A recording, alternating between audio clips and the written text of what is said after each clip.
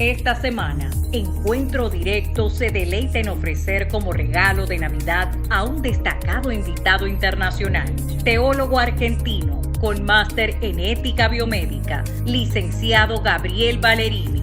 Nos acompaña para analizar los aspectos espiritual, moral y político de la batalla cultural que se libra frente a una agenda deshumanizante mundialmente.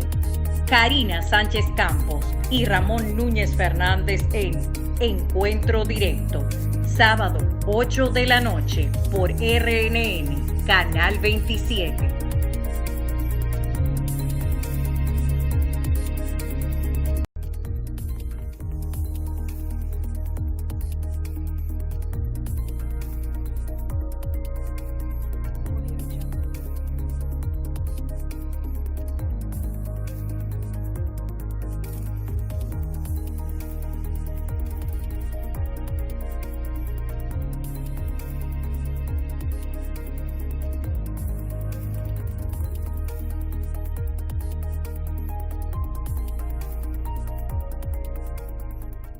Buenas noches, bienvenidos a este encuentro directo, compartiendo todo lo que ha generado noticias en el país y el resto del mundo.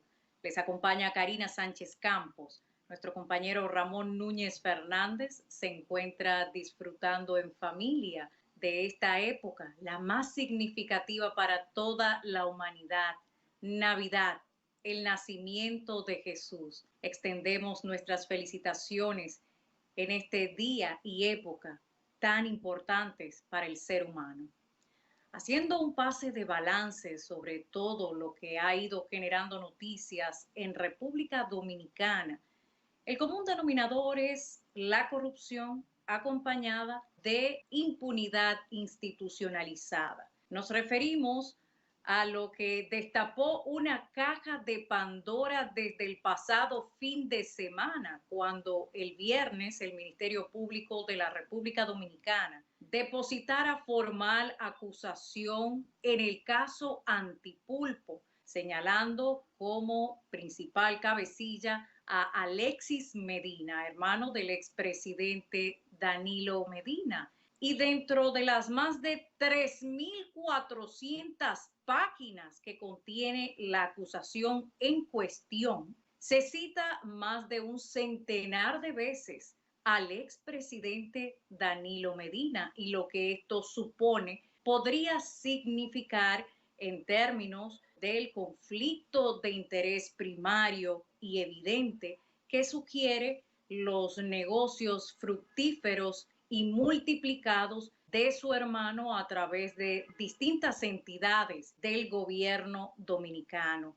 27 imputados figuran en este entramado Antipulpo, de los cuales 16 son nuevos imputados, incluyendo a otros hermanos del expresidente Danilo Medina, entre los cuales se encuentra Aracelis Medina, así como su esposo.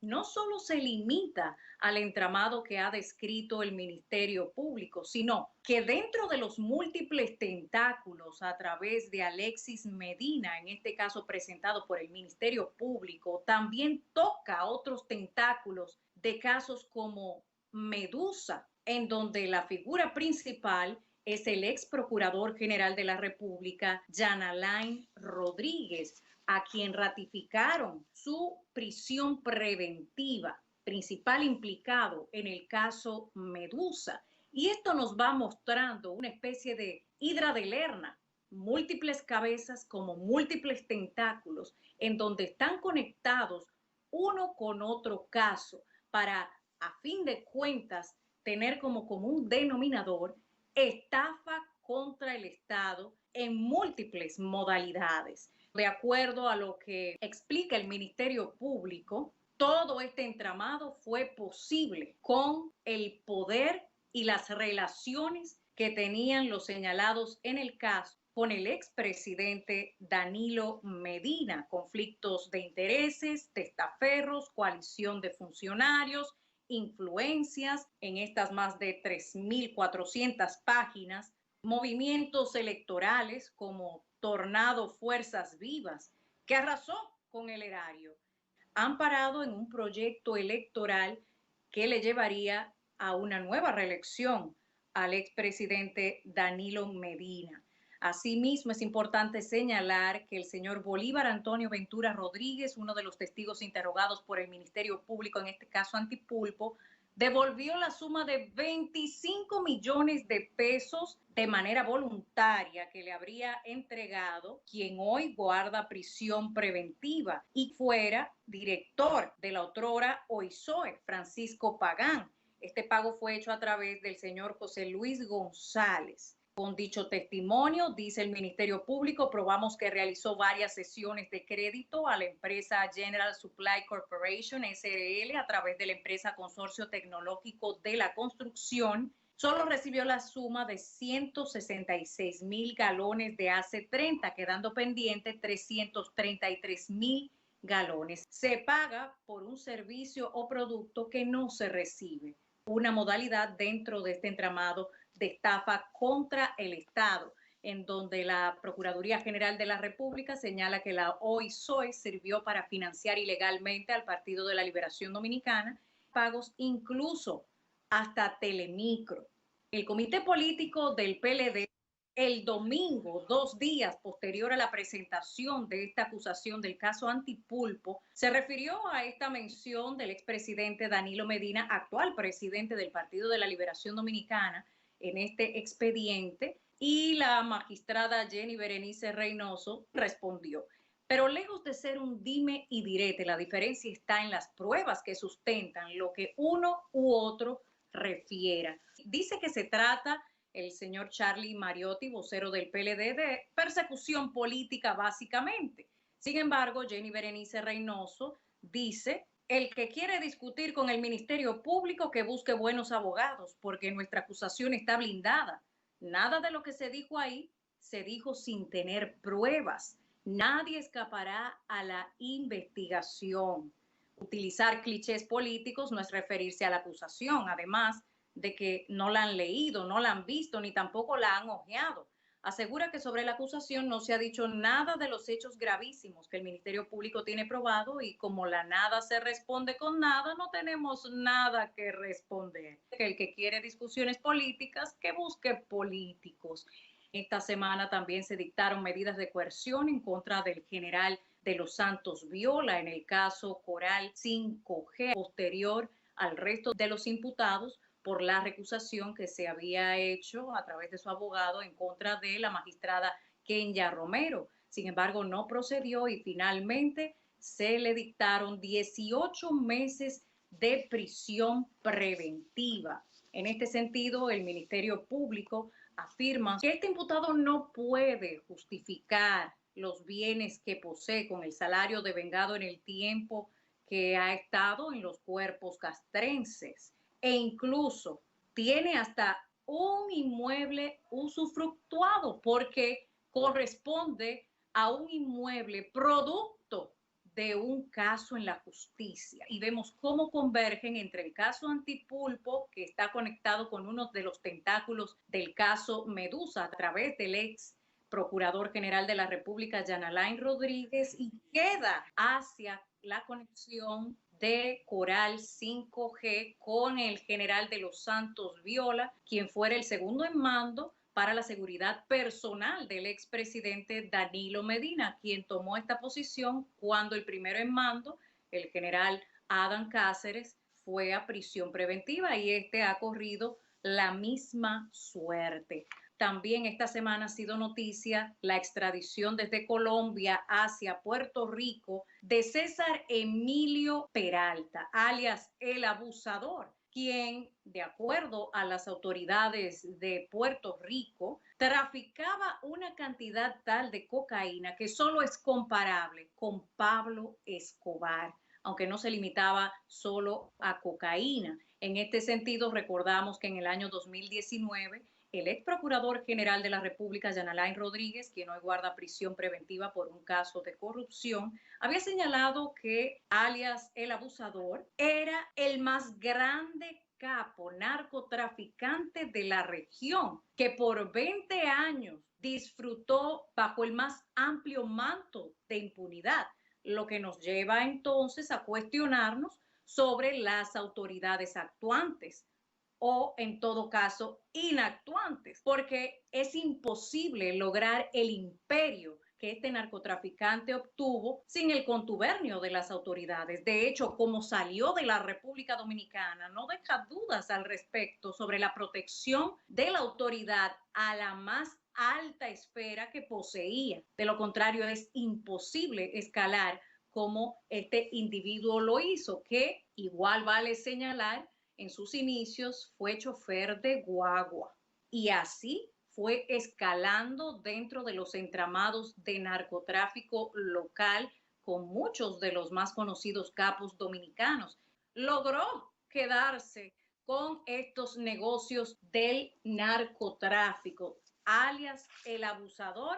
Ahora enfrenta, de acuerdo a las autoridades de Puerto Rico, un mínimo de 10 años de prisión hasta cadena perpetua. Y claro está, a lo que todos están atentos son a sus declaraciones que pondrían en más que un apuro a autoridades de las más altas jerarquías, porque fueron las que por 20 años permitieron que ese negocio prosperara ilícitamente. Es momento de una pausa y en breve regresamos con nuestra entrevista estelar al licenciado Gabriel Ballerini, bioeticista y teólogo argentino. Nos acompaña en Encuentro Directo.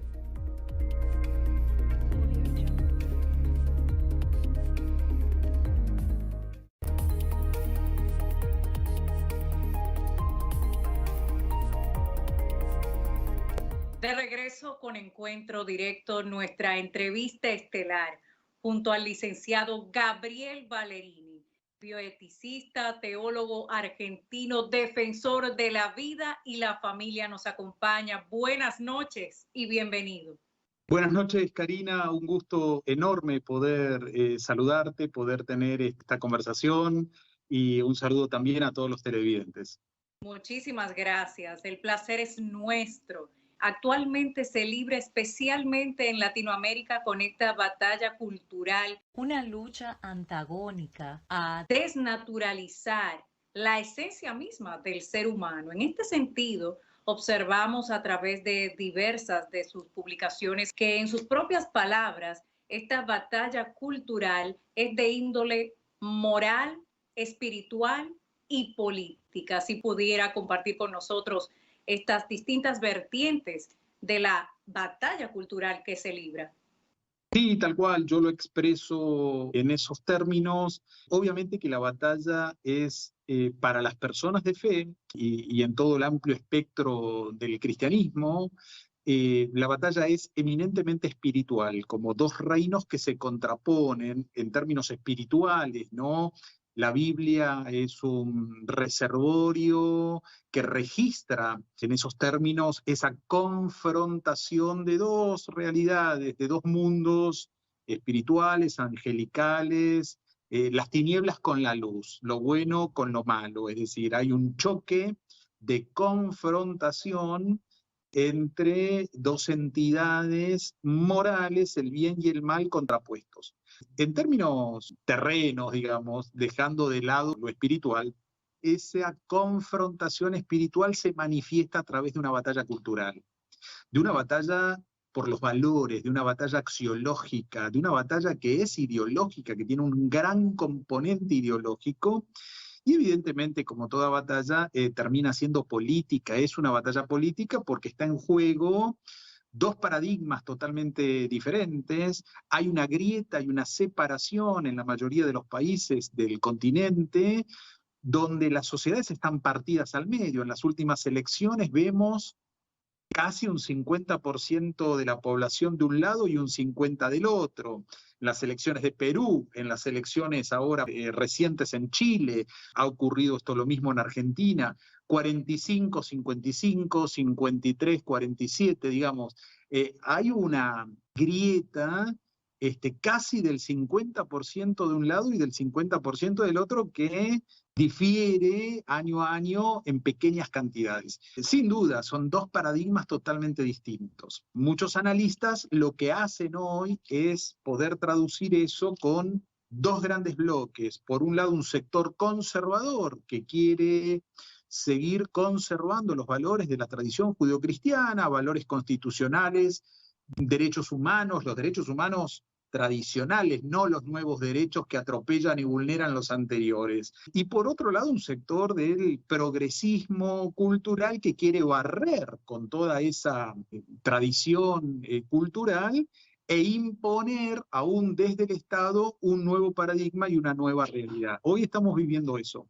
Esos ejemplos que usted ha citado, como el caso de Pedro Castillo en Perú, recientemente Boric en Chile, y que hablar de Honduras también con Xiomara Castro, todos guardan una relación con respecto a la tendencia izquierdista que ha venido a desarraigar esas tradiciones que están basadas en el sentido común de los derechos humanos y la dignidad humana. En ese sentido, la parte política electoral, ¿de qué manera uno puede observar los cambios conductuales y las herramientas que hacen falta para hacer frente a esa parte, porque es la que nos permite a los ciudadanos accionar? Hoy está en juego el modelo de país que un ciudadano quiere determinar para el futuro. Lo hemos visto y con mucho detenimiento en la última elección en Chile, ¿no?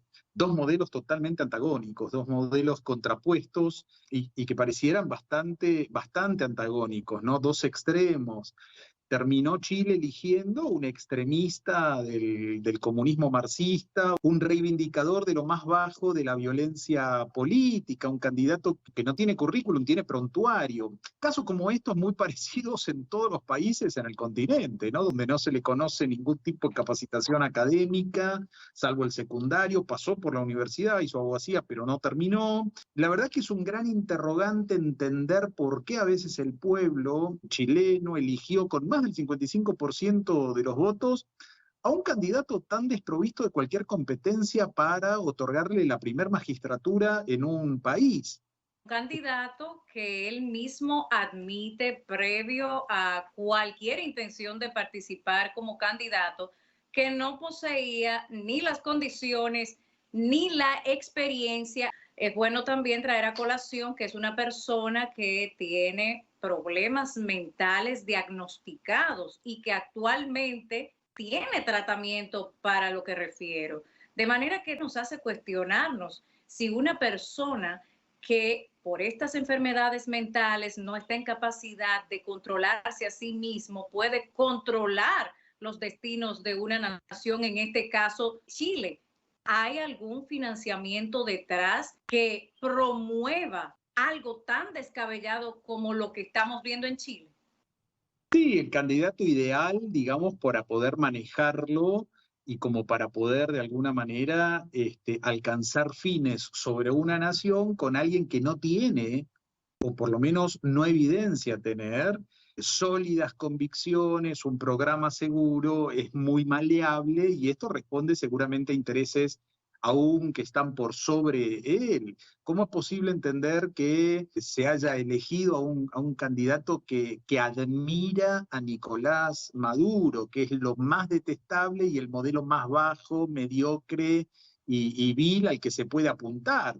Y obviamente esto es un paquete, es un combo, no solo admira a Maduro, sino a toda una coalición de delincuentes inmorales que desde la izquierda y en nombre de la patria grande, en nombre de la defensa de los pobres, se han vuelto millonarios en dólares como verdaderos oligarcas de América Latina, como Evo Morales en Bolivia. Nosotros tenemos acá el caso paradigmático de Cristina Kirchner en Argentina, el maoísta de Pedro Castillo en Perú, Daniel Ortega en Nicaragua, etcétera, etcétera. Es decir, una coalición de delincuentes de izquierda que no son los dirigentes de izquierda de décadas pasadas, gente que viene de abajo, gente que representa noblemente a la clase trabajadora, no.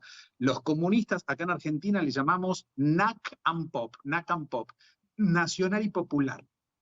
Estos comunistas de este tiempo son comunistas con iPhone, son comunistas de Starbucks, son comunistas que viajan a Miami para compras capitalistas y para turismo en el Caribe o en el Mediterráneo, ¿no? Es un turismo internacional. Entonces, En estas elecciones, Chile lamentablemente pasó lo mismo acá en Argentina y viene pasando, replicándose en otros países, se inserta dentro de un bloque de países fracasados, donde el socialismo no sirvió para sacar a la gente de la pobreza, al contrario, el socialismo sirve para producir más pobres, para multiplicar la indigencia, para producir más caos, más retroceso, más desempleo, más crisis y más pérdida de derechos, es decir, menor calidad institucional, más desolación, más... De hecho, en el sentido de la igualdad que refiere el sistema socialista, lo único que se ha visto es una igualdad de miseria para todos sus ciudadanos. Por eso cuando regresemos nos adentramos en detalles adicionales que nos permiten una perspectiva más amplia sobre lo que actualmente sucede en nuestra región. En breve regresamos.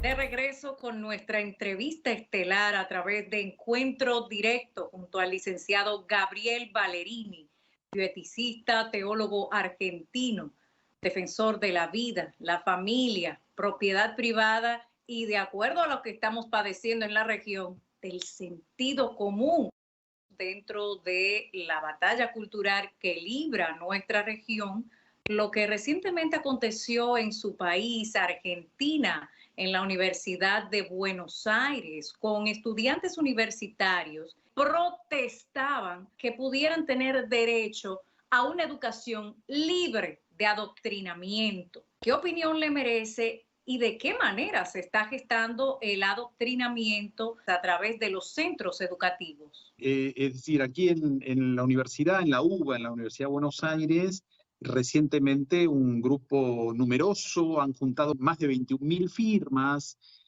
a través de plataformas virtuales y presenciales y demás.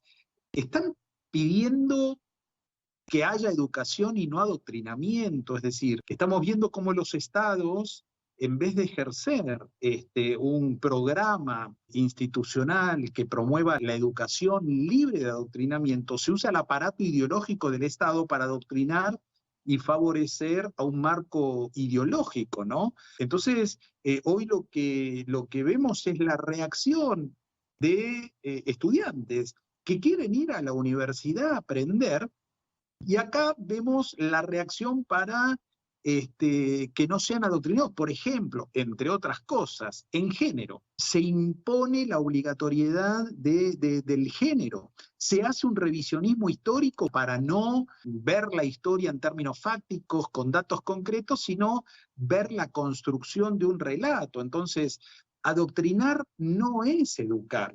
Vemos realmente con preocupación el fuerte y persistente ataque a la vida, a la familia, a los valores de bien, a los valores tradicionales, ¿no? Entonces, vemos que es importante en este tema poner eje en la sana y libre educación, ¿no? Por ejemplo, en la última cumbre de Nairobi, en la Conferencia Internacional de Población y Desarrollo, conferencia que se celebra siempre con el patrocinio de las Naciones Unidas. Bueno, ahí se acordó para todos los países de la región avanzar con objetivos en una agenda internacional, la Agenda 2030. Y la verdad es que no hubo resistencia en el continente, solamente Estados Unidos, con la anterior gestión, Brasil y Haití se opusieron a esos objetivos. Todos los países concordaron con esa agenda para imponer de alguna manera esa agenda globalista con políticas de aborto, de ideología de género, adoctrinamiento temprano en todos los niveles educativos, inicial, educación primaria, secundaria.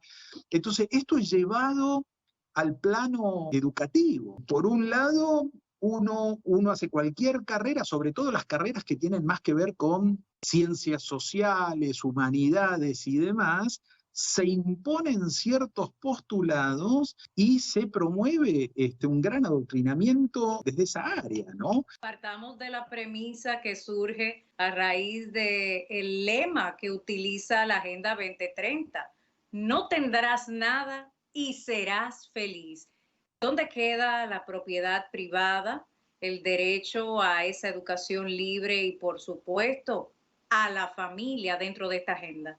Y en esa batalla cultural algunos elementos juegan un rol protagónico, ¿no? Los medios de comunicación, que en la mayoría de los casos son progresistas, en favor de candidatos de izquierda, no de derecha, desde décadas vienen embruteciendo a la sociedad y lo hacen en todos los países, ¿no? Entonces, los programas educativos, estos grupos han tomado las aulas, han tomado los profesorados, aquellos terciarios que forman a profesores, han tomado las universidades y están queriendo instalar este pensamiento único en los estudiantes, que es concordante con la izquierda y es concordante con ese progresismo cultural.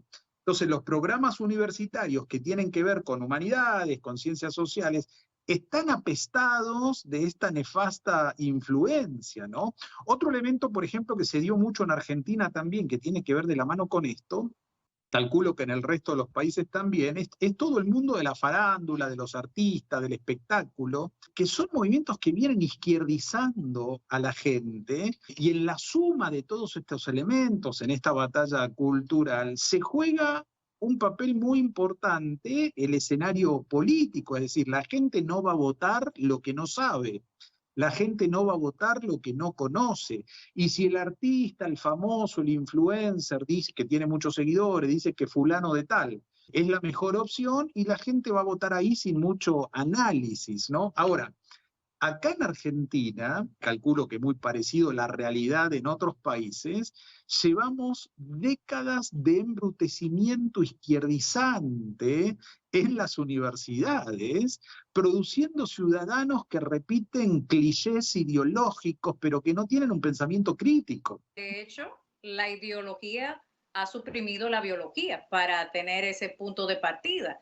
Pero también me gustaría que usted nos pudiera compartir los principales elementos que han intervenido en el caso de su país para que, de haber sido esa gran Argentina de personas trabajadoras, arraigada a los valores naturales, haya terminado incluso con el propio rechazo del pueblo a ese enfoque de género, acogiéndolo o asumiéndolo. Argentina pasó de ser esa gran nación trabajadora a Argenzuela, y de Argenzuela a Argentina, o sea, del régimen socialista a una mirada ya propiamente comunista. ¿Cómo sucedió esto?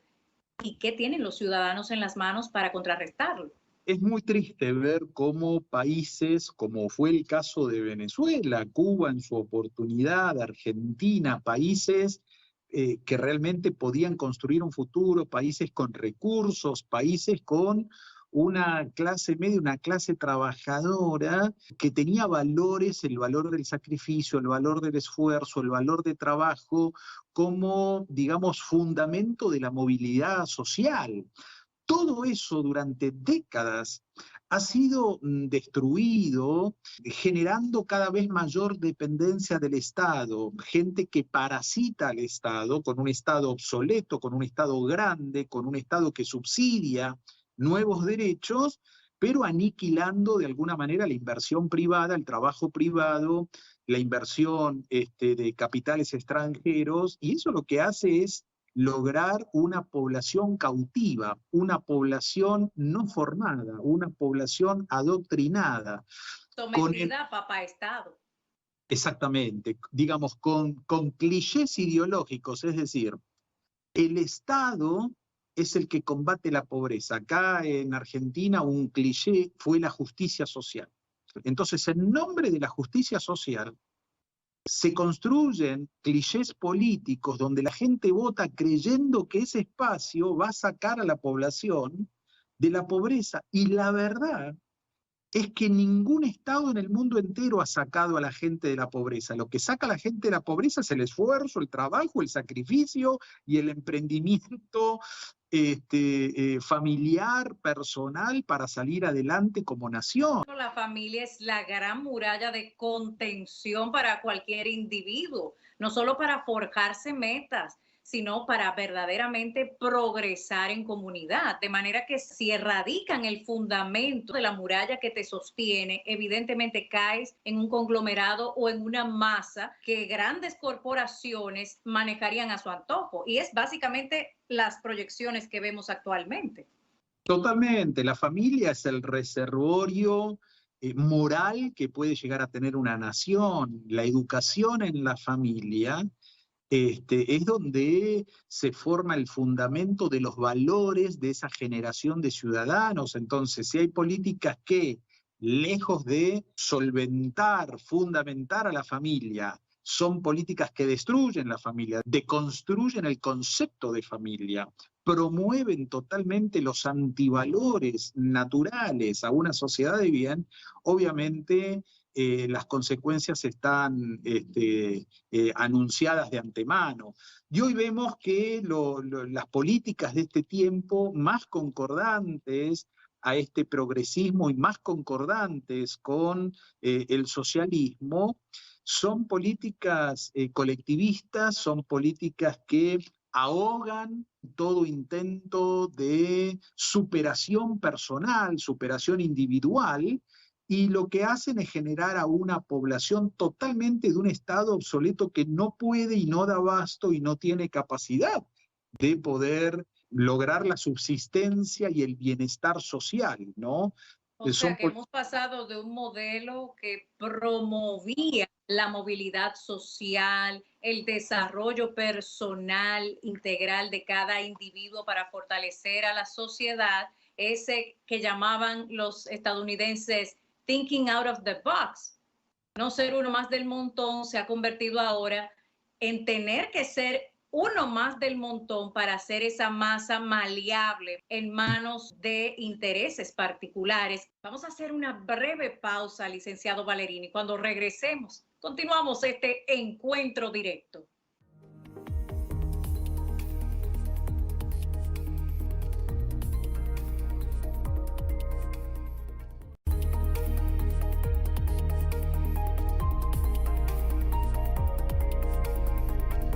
Continuamos nuestro encuentro directo junto al licenciado Gabriel Ballerini, bioeticista, teólogo argentino, defensor de la vida, la familia y los derechos naturales, esos que van siempre marcados dentro de la dignidad humana. La tendencia que últimamente se observa a nivel global es decantarse por una serie de temáticas que supuestamente se consideran los grandes problemas del siglo.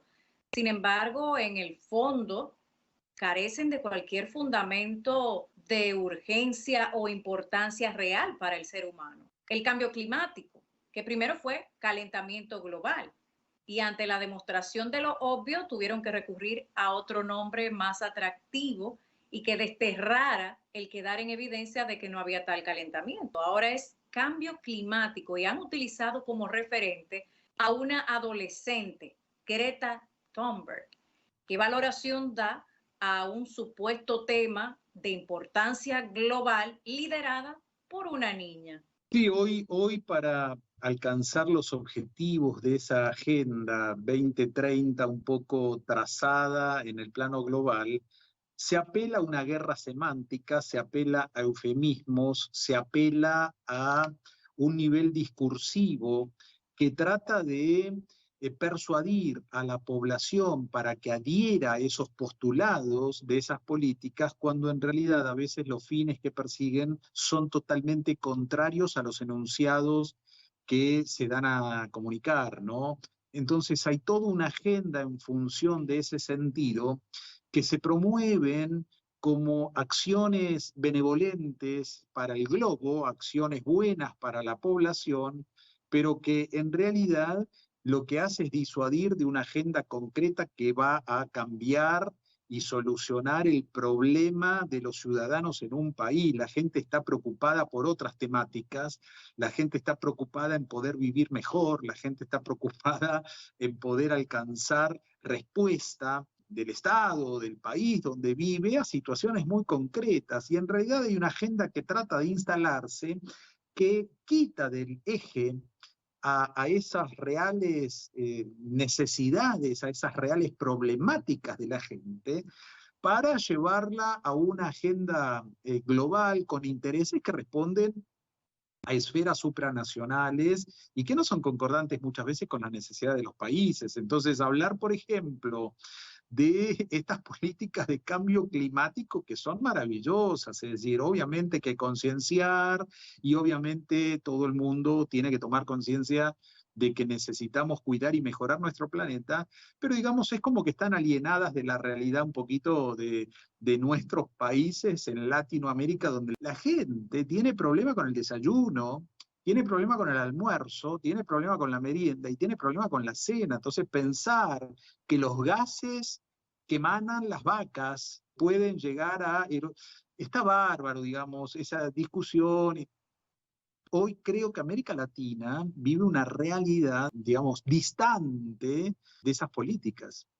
Y de hecho ese ecologismo que se promueve actualmente como una urgencia ha derivado en lo que en lo particular considero trastornos colectivos, porque ya hay ecosexuales, o sea, personas que entienden ayudar al planeta sosteniendo intimidad con todo lo que genera la flora y la fauna. Pero como usted bien decía, se trata también de una guerra con índole semántica, porque si buscamos en un diccionario esos comportamientos, tienen una definición concreta y caen dentro de delitos. La zoofilia, por citar uno de tantos, es buscar de alguna manera esa neolengua que refería George Orwell en su libro 1984 y aquella policía del pensamiento que actualmente circula en las redes sociales para mantener un pensamiento único, pero también es importante traer a colación otros temas dentro de esta misma agenda desnaturalizante de la esencia humana y el aborto. Recientemente el gobierno de su país estuvo haciendo una serie de publicaciones para celebrar la ley a favor del aborto, claro, con recursos del pueblo, que a su vez rechazó lo que celebra el gobierno. Sí, es penoso, es muy triste ver que acá no quisieron hacer un plebiscito porque lo iban a perder, digamos. La gente es totalmente, mayoritariamente concordante con la vida. Nosotros en el 2018 hemos movilizado todas las organizaciones pro vida, las iglesias y demás. Hemos movilizado una concentración de más de 700.000 personas aquí en la ciudad de Buenos Aires para decir sí a la vida, no al aborto. Fue Y la verdad contundente. fue tremendo, fue histórico, realmente se proyectó en todos los países ver la militancia de lo que fue esa ola celeste en favor de la vida desde la concepción.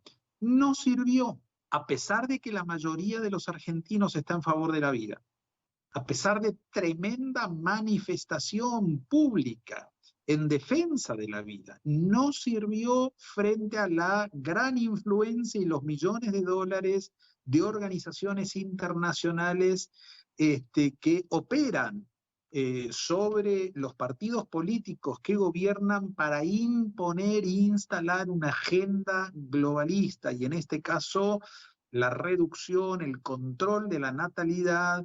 La mayoría de los ministros de salud siguen adelante políticas neomalthusianas. Si hay homosexualización temprana en el adoctrinamiento en el sistema educativo de cada país, si se instalan leyes como el aborto, con todos los eufemismos que esto trae de la mano, el aborto no es un tema de salud, al contrario, vulnera todos los códigos deontológicos de la salud. Un médico obstetra tiene en su función cuidar la vida de la madre y la vida del hijo. Es decir, toda acción médica intencional para ponerle fin a la vida es una actividad ilícita, inmoral, en los códigos deontológicos de la medicina. De modo que imponer la idea de que el aborto es un derecho y obligar al sistema educativo a enseñarlo de esa manera realmente es vil, pero que al año de la celebración de la ley de interrupción voluntaria del embarazo, el gobierno moviliza un festejo en un país donde más del 50% de la población, como es en Argentina, es pobre, y hay una celebración para celebrar el aborto, es realmente penoso. Solamente la inmoralidad de la izquierda puede hacer algo semejante. De hecho, en República Dominicana se ha intentado por más de 20 años introducir el aborto en nuestro Código Penal dominicano, sin que se haya podido lograr precisamente porque el pueblo dominicano rechaza contundentemente esto que no es un derecho, porque no hay derecho a quitar la vida de una persona. Ahora bien, si nos introducimos a esta época propia de un gran milagro de vida, de la luz en el mundo, la Navidad, que es el nacimiento de Jesús, y dentro de esta perspectiva eufemística que busca erradicar cualquier rastro de cristianismo y con ello de dignidad humana, hemos visto recientemente declaraciones de la Organización Mundial de la Salud, así como también de otros organismos internacionales a propósito de lo que han denominado pandemia por COVID-19. Finalmente, los países que están mayormente inoculados, se les hace un llamado a literalmente cancelar la Navidad, que ya ha sido un propósito marcado incluso a través del lenguaje utilizado, pluralizando un hecho singular, es el nacimiento de Jesús, pero le llaman felices fiestas, las alegrías de la época. ¿A qué usted cree que se debe la pluralización sobre la singularidad del hecho? ¿Qué lectura usted le da y si nos pudiera orientar? La batalla es espiritual, la batalla es moral, con todas las implicancias que esto tiene, obviamente es ideológica y es política. Y yo lo que noto es una creciente cristofobia de estos colectivos y de estos grupos, que el foco de ataque está en la población cristiana, porque la iglesia y la población cristiana, o por lo menos aquel sector de la población que conserva los valores de la tradición judeo-cristiana, los valores del bien común, los valores universales, digamos, los derechos humanos clásicos, son precisamente aquel sector que no adhiere a este progresismo y que no adhiere, digamos, en esta batalla cultural a los postulados que intenta de alguna manera barrer con todo eso. Entonces, acá el Estado, por ejemplo, acá el gobierno ha hecho fiestas, celebraciones, actos multitudinarios sin barbijo, pero de repente se nos dice que no se puede celebrar la Navidad dentro de la familia. De alguna manera se recomienda, para no discriminar, decir felices fiestas y no feliz Navidad. Es decir, hay un intento de barrer cualquier concepto de cristianismo. A ver, Navidad es el nacimiento de un niño, no es la fiesta de un anciano. Es un niño que nace, pero no es solamente un niño que nace. Es Dios mismo que se encarna para traer un mensaje de paz y de salvación a toda la humanidad. Ese es el mensaje que estas organizaciones y estos grupos quieren barrer, que quieren secularizar una fiesta que primigeniamente es religiosa, es espiritual, es cristiana, pero la quieren secularizar de modo que la gente celebre cualquier otra cosa y no el real sentido de la Navidad. Pero tampoco que la celebre, si es posible evitar que la celebre. Y evitar que la celebre en el seno de la familia, es decir, que la familia no se junte para celebrar la Navidad. La familia es ese muro de contención que mantiene cohesionados los valores de ese núcleo de la sociedad. De hecho, la historia misma, licenciado Valerini, nos ha mostrado que intentaron matar al mensajero y aún así el mensaje sigue tan vivo como entonces. La Navidad es Jesús y eso nada lo podrá borrar. Ahora bien, para finalizar, una reflexión sobre todo en términos de la región, América Latina. ¿Cuáles serían las herramientas más importantes a tener a mano para poder entonces enfrentar esta embestida ideológica sobre el orden natural? Yo creo que es muy importante la batalla cultural, la batalla moral, tener actividades que sigan generando conciencia en la población que estamos verdaderamente ante una lucha, que es un ensayo global. Citabas la novela de Orwell, ¿no? Es decir, es un gran ensayo. Y realmente uno ve que hay cuestiones que no tienen que ver con el tema de la vacunación, el tema de la salud. No está en juego la salud, sino el control social. En redes sociales se referían algunas personas que hemos terminado finalmente de ser seres humanos plenos en derechos fundamentales a animales con bozal y tarjeta de vacunación. Exactamente, y tener misivas de organizaciones internacionales como la Organización Mundial de la Salud y demás, con políticas de miedo, diciendo es mejor cancelar la Navidad que celebrar y estar de luto. Es decir, a ver, si la población está vacunada y se habla de que la vacuna es eficaz y eficiente y segura, en el ámbito familiar, si la familia está junta igual, digamos, ¿cómo no celebrar Navidad, por ejemplo? Amenazando con el luto, ¿no? Es decir, se apelan los recursos más bajos. La guerra está declarada. Estamos en plena guerra y la gente tiene que tomar conciencia, van por todo. Entonces creo que hay un gran desafío en seguir comunicando, seguir enseñando en valores, seguir apuntalando los fundamentos que hacen a una nación.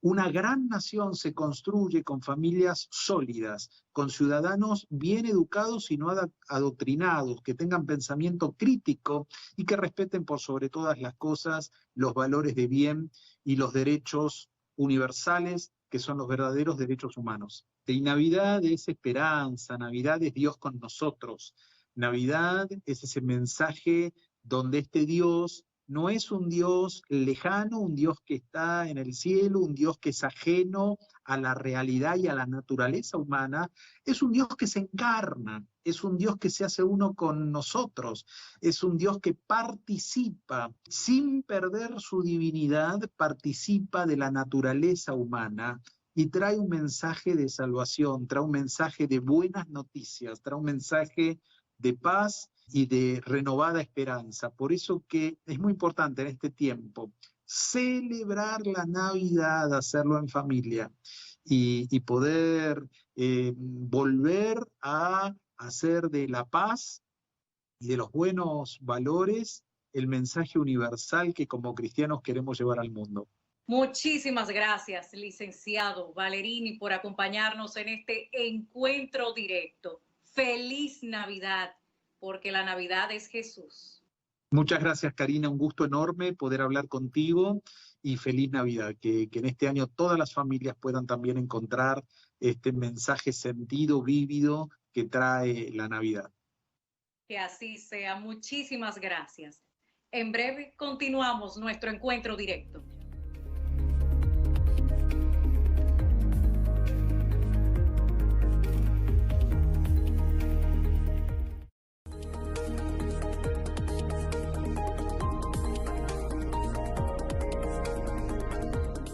Autoridades dominicanas de salud señalan es inminente una quinta ola de contagios tras recientes conciertos masivos autorizados por el Ministerio de Salud Pública y la llegada de extranjeros al país, en ambos casos bajo la obligatoriedad de pauta completa. Entonces, ¿cómo se correspondería esa anunciada ola con el hilo fáctico de los protocolos impuestos, cuando inmunización y transmisión son antagónicos? La tarjeta es peligrosamente absurda. No nos jugamos las restricciones de esta Navidad, sino las restricciones de perder el sentido mismo de la Navidad, el nacimiento de la libertad que trae la luz del mundo en medio de las tinieblas que esclavizan con la oscuridad de la mentira. Mientras la verdad nos muestra el camino para la vida. Pese al imperante relativismo de la posverdad, la Navidad es Jesús. Celebramos la vida con su nacimiento, aunque organismos internacionales usen por consigna cancelar la Navidad, o sea, el nacimiento de Jesús sin él. Estrategias con mensajes como felices fiestas, parte de la cultura de la cancelación, pluralizan para diluir la singularidad de un nacimiento que trajo la luz al mundo. La cancelación de la vida como política globalista es una apología de la cosificación del ser humano, con el pseudoargumento de que muchos países lo han legalizado. Mal de muchos, consuelo de tontos. Contradecir la naturaleza, destruir la familia y corromper a los niños, crea personas rotas, frustradas, generador de violencia que desenlaza fatalmente. El caos en la sociedad comienza con la destrucción de la familia, que es el núcleo de la sociedad, y la amenaza a la familia viene desde el vientre materno. El holocausto de nuestro tiempo es un negocio a expensas de vidas inocentes, marcando la pauta herodiana. La primera causa de muertes en el mundo ocurre desde el vientre materno. No es un tema de salud, porque matar no sana. Está de moda la decadencia y sus consecuencias no se hacen esperar. Citando al escritor británico Chesterton, los que abandonan la tradición de la verdad no escapan hacia algo llamado libertad, solo escapan hacia otra cosa que llamamos moda. Y las falacias no dejan de ser falacias porque se convierten en modas. ¡Feliz Navidad!